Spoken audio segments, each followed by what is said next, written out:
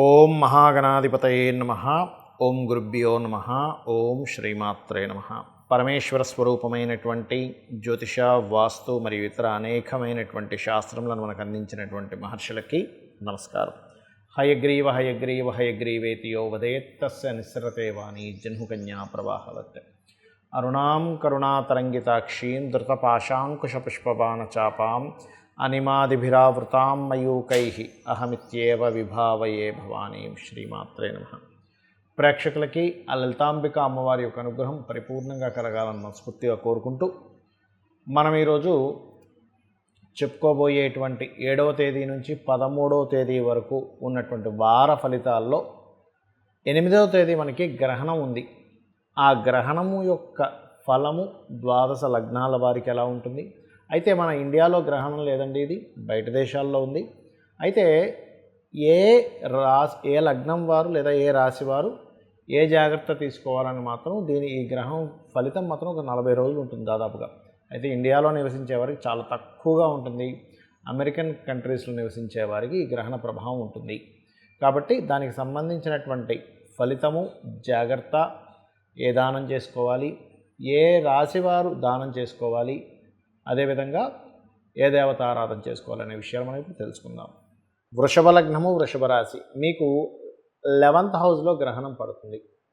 కాబట్టి మరి వృషభ లగ్నం వారు కానీ రాశి వారు కానీ ఏ విషయాల్లో జాగ్రత్తగా ఉండాలి? వ్యాపార లాభాలకి సంబంధించినటువంటి విషయాల పట్ల కాస్త జాగ్రత్త వహించాలి. ఇది గుర్తుపెట్టుకోండి వృషభం వారు.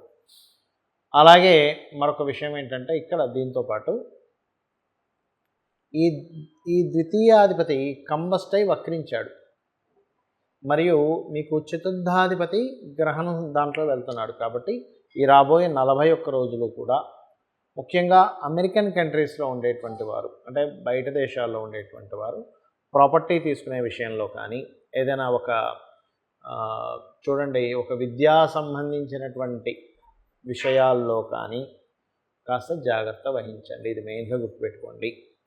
అలాగే మరొక విషయం ఏంటంటే ప్రాపర్టీ, విద్య, తల్లిగారి ఆరోగ్య విషయంలో కూడా ముఖ్యంగా బయట దేశాల్లో ఉండేవారు, అందరికీ కాదండి, ఇది గుర్తుపెట్టుకోండి. మీ జన్మజాతకంలో తల్లిగారికి సంబంధించినటువంటి విషయంలో ఏదైనా ఇబ్బంది ఉంది పర్సనల్ చార్ట్లో, అప్పుడు మాత్రం ఇబ్బంది ఉంటుంది. Otherwise no need to worry.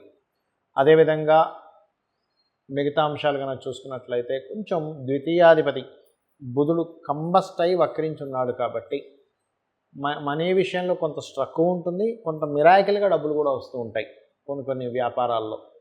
కాకపోతే వ్యాపార లాభాలు ఏదో అధికంగా వచ్చేస్తాయి అనేటువంటి కొన్ని ప్రచారాలు చూసి మాత్రం మోసపోకండి. లాభస్థానంలో గ్రహణం జరుగుతుంది కాబట్టి మీరు కూడా కాస్త ఈ ప్రేమ వ్యవహారాల వల్ల కొంత స్ట్రెస్ అనేటువంటిది ఉంటుంది, కొంచెం వేడి చేసే స్వభావం ఉంటుంది కొంతమందికి. అటువంటి వారు కాస్త మీరు ఆరోగ్య విషయంలో కొంత జాగ్రత్తగా ఉండండి. వేడి, ఓవర్ హీట్ అయ్యేటువంటి వారు ముఖ్యంగా గుర్తుపెట్టుకోండి. అలాగే మరొక విషయం ఏంటంటే ఇక్కడ మీకు రుణ సంబంధించినటువంటి విషయంలో గురువు 6వ స్థానాన్ని చూస్తున్నాడు. కాబట్టి లోన్స్ ట్రై చేస్తున్నట్లయితే ఆ యొక్క లోన్స్ చక్కగా లభిస్తాయి. దశమ శని వల్ల కాస్త వృత్తిలో ఒత్తిడి అనేటువంటిది ఉంటుంది. కాకపోతే ఈ గ్రహణ సమయం విషయంలో మరొకటి చంద్రుడు కూడా సంచరిస్తుంటాడు. కాబట్టి ప్రత్యేకంగా మీరు ఈ యొక్క 7వ తేదీ కొంచెం అనవసరమైన ఏదైనా కమ్యూనికేషన్స్ వల్ల గొడవల లాంటివి చూపిస్తుంది. 6, 7 తేదీల ప్రభావం, అంటే 7 నుంచి చెప్పుకుంటున్నాం, బట్ 6వ తేదీ కూడా దాని ప్రభావం ఉంది. అదేవిధంగా మరొక విషయం ఏంటంటే ఇక్కడ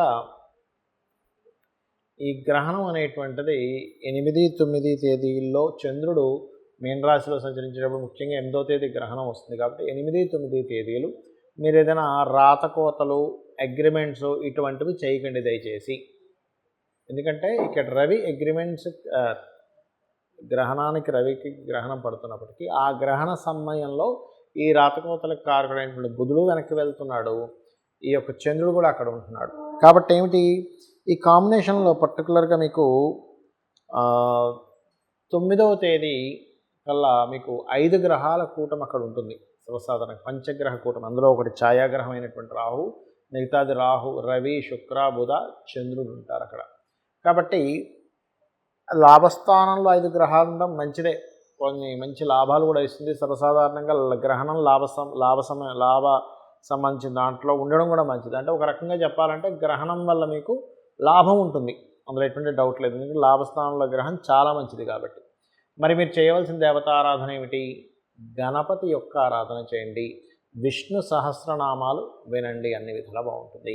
అయితే గ్రహణం అనేటువంటిది అసలు ఏ సమయంలో ఉంది, మన భారతదేశంలో ఎందుకు లేదనుకుంటున్నాము చూసుకున్నట్లయితే రాత్రి 10:08 నుంచి అర్ధరాత్రి 1:25 మధ్యలో మన ఇండియా కాలమానపరంగా ఉంటుంది. మరి రాత్రిపూట గ్రహణం ఉన్నప్పుడు సూర్యుడు ఉండడు కదా, అమెరికన్ కంట్రీస్లో ఉంటారు, వెస్ట్రన్ కంట్రీస్లో. కాబట్టి అక్కడ గ్రహణం కనబడుతుంది. కాబట్టి ఎక్కడైతే గ్రహణం కనబడుతుందో అక్కడ మాత్రమే దాని ప్రభావం ఉంటుంది, గుర్తుపెట్టుకోండి. అయితే చాలామందికి ఏంటంటే మా నక్షత్రాల్లో జరుగుతుంది కదండి, మాకు ఎఫెక్ట్ ఉంటుంది కదా అని అడుగుతూ ఉంటారు. అది కొంత ఉంటుంది, చాలా స్వల్పం, దాని గురించి ఏమి టెన్షన్ పడాల్సిన అవసరం లేదు. అయితే ఒకవేళ సరే మేము యుఎస్ కంట్రీస్లో ఉన్నామండి, అప్పుడు ఏమిటి పరిస్థితి, దానికి కూడా నేను మీకు చెప్తాను. అయితే ఉత్తరాభాద్ర నక్షత్రంలో గ్రహణం జరుగుతుంది కాబట్టి కాస్త శని నక్షత్రాల వాళ్ళు, అంటే ఉత్తరాభాద్ర, పుష్యమి, అనురాధ నక్షత్రాల వారు మీరు గనక దానం ఇచ్చుకుంటే సరిపోతుంది. అయితే ఎప్పుడైనా గుర్తుపెట్టుకోండి, గ్రహణము అనగానే భయపడేటువంటి విషయం కాదు, ఇది బాగా అర్థం చేసుకోండి. మనకి మహర్షులు గ్రహణం పట్టింది అనగానే మీరు భయపడండి, మీరు ఫలానా బాధపడండి అని చెప్పలేదు ఎక్కడా కూడా. గ్రహణ సమయం చాలా గొప్ప సమయం.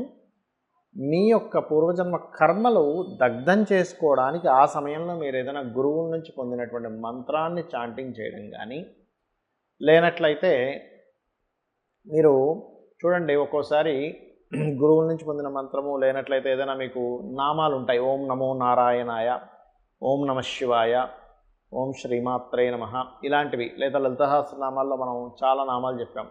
ఏంటి, ఉద్యోగం రావాలి, ఓం మాణిక్య మకుటాకార జానుద్వయ విరాజితాయ నమః, లేదా ఓం శ్రీమాత శ్రీ మహారాజ్ఞి శ్రీమత్సింహాసనేశ్వరి నమః. లేదా వ్యాధి ఉంటుంది కొంతమందికి, ఓం సర్వవ్యాధి ప్రశమని సర్వమృత్యు నివారిణి అగ్రగణ్య అచింత్య రూప కలికల్మషనాశిని. అలా ఏంటంటే మీకు ఉన్నటువంటి సమస్యని బట్టి లలితా సహస్రనామాల్లో ఒక నామం తీసుకొని చేయడం కానీ, చేయడం వల్ల ఏమిటి, ఆ గ్రహణ సమయంలో శక్తి ఎటువంటిదంటే మీరు ఒక్కసారి చేస్తే 1000 సార్లు చేసిన ఫలితం వస్తుంది.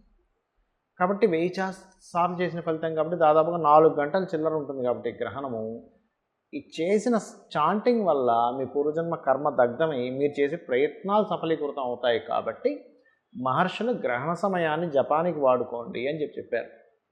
మరి గ్రహణ సమయంలో గర్భవతులు కొంచెం రెస్ట్ తీసుకోవాలంటారు, అది ఎంతవరకు కరెక్ట్ అంటే అది కరెక్టే, ఏమీ లేదండి, ఏదో పెద్ద ఇబ్బంది ఏం లేదు, మనం కాసేపు రెస్ట్ తీసుకుంటాంగా.